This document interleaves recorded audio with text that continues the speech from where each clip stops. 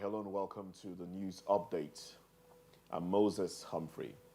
Abdurrahman Abdulrazak, Governor of Kwara State, has approved multi-billion naira palliatives to alleviate the effects of the petrol subsidy removal across different demographics in the state. In June, the state government had announced a 3-day work week adjustment to cushion the effects of the subsidy removal and the high transportation rate, but the directive was later suspended due to an advisory from the National Economic Council, NEC. In a statement yesterday, the governor said he had approved the palliatives in line with the NEC's new advisory for states to design their own independent responses to neutralize the effects of the recent removal of petrol subsidy. The governor said one of the palliatives is a cash support of 10,000 naira for every public servant in the state, beginning in July. He said the cash support would last till a new minimum wage was introduced. He also stated that it will be non-partisan and would be coordinated by a government team to be supported by respected stakeholders who would get inputs from traditional rulers, religious bodies, market leaders, trade unions, and community-based organizations to generate the lists of beneficiaries and disburse accordingly. Abdulrazak said he has also approved the extension of free bus rides for students of tertiary institutions and the continuation of the 3-day work schedule. The federal government has been enjoined by the Trade Union Congress TUC to fast-track work on its proposed palliatives to reform the hardship caused by petrol subsidy removal.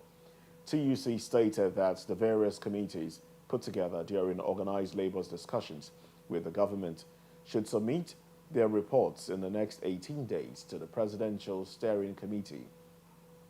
The talks were adjourned on June 19 for 8 weeks to enable the government to put its palliative measures together. The 8 weeks will end on August 18. TUC President Festus Osifo stated this at a news conference in Abuja yesterday. Also, the Nigeria Union of Pensioners, NUP, yesterday, and the Northern Youth Group, Arewa Citizens Watch for Good Governance, ACWGG, deferred on the removal of subsidy, urging that the cost of governance be reduced at all levels. Osifo said workers and masses could not continue to adjust their belts while those in government continue to live largely. House of Representatives Speaker Tajuddin Abbas has urged members of the National Association of Resident Doctors, NARD, to suspend their planned strike and allow the Green Chamber to intervene in their dispute with the federal government. Abbas, who spoke at a meeting with the leadership of the doctors yesterday in his office in Abuja, asked them to come up with realistic solution to the disputed areas of the issues. The NAD had embarked on a warning strike before the inauguration of the Tinubu administration, demanding a 20% increase in their salaries and other associated allowances. They also asked for the payment of all salary arrears, implementation of the CONMES salary structure, a new hazard allowance, as well as domestication of the Medical Residency Training Act and payment of Medical Residency Training Fund to its members in state tertiary health facilities, among others. After suspending the strike, the doctors issued a fresh 2-week ultimatum for the government to meet its demands. Honorable Abbas said the decision of the doctors to meet with the House showed their faith and confidence in the capacity of the lawmakers to intervene and resolve the lingering dispute. The Speaker noted that while many doctors have left the country in pursuit of better working conditions, others remained behind in service to their fatherland. Honorable Abbas also set up an ad hoc committee chaired by House Leader Professor Julius Ihombere to meet with all stakeholders to address the issues raised by the resident doctors. The Nigerian Air Force, NAF, has cautioned members of the public to be wary of fake recruitment adverts circulating on various social media platforms.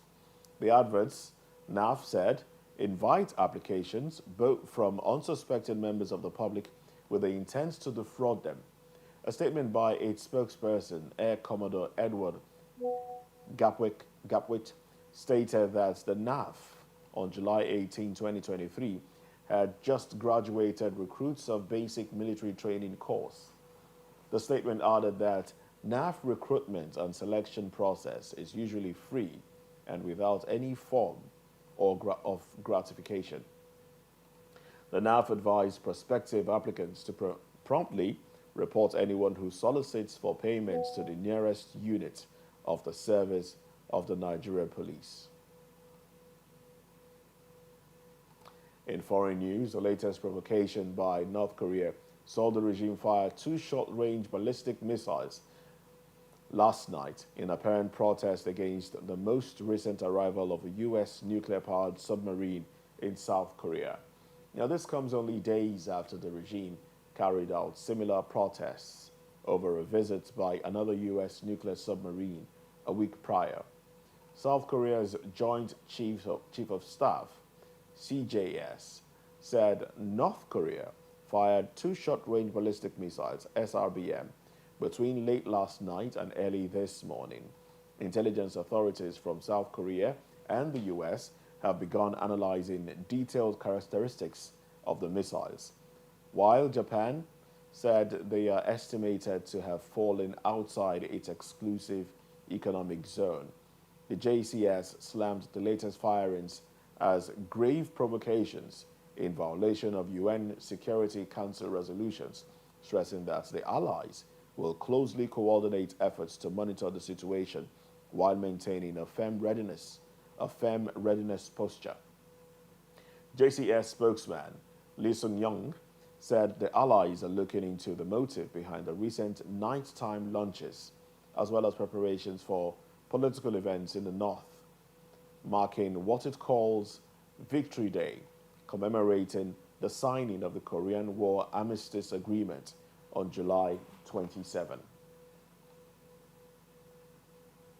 In sports, Paris Saint-Germain, PSG have reportedly accepted al-Hilal's world record bid of 300 million euros to sign Kylian Mbappe.